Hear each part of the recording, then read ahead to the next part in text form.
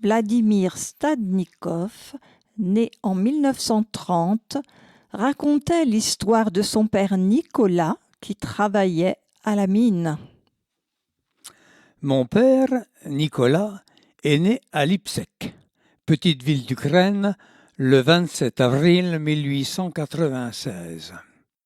Ses parents appartenaient à la petite bourgeoisie.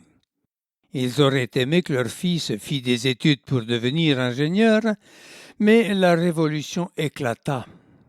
Nicolas avait 21 ans en 1917 et il s'engagea dans l'armée du tsar pour lutter contre le communisme. Quand l'armée blanche fut vaincue, il quitta sa patrie et se retrouva dans un camp d'internement à Gallipoli, la Bulgarie de l'époque, et il y avait beaucoup là d'autres émigrés russes et il fit la connaissance du père de sa future épouse. Vers les années 1920, les recruteurs de Denain-en-Zin parcouraient les camps d'internement des Balkans à la recherche d'une main-d'œuvre bon marché.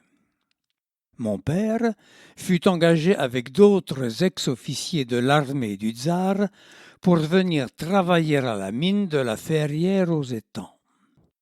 Contrairement à beaucoup d'émigrés russes, mon père restera travailler à la mine. On l'avait chargé de s'occuper de l'usine électrique qui alimentait la mine et les logements des ouvriers.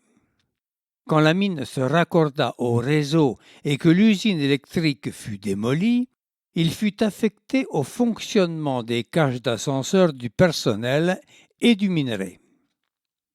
Il construisit le premier poste de réception radio de la Ferrière et me donna le virus de l'électronique.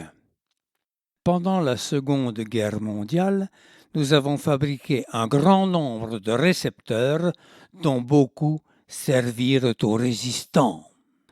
Nicolas Stadnikov est décédé en 1959 et repose au cimetière de la Ferrière aux Étangs.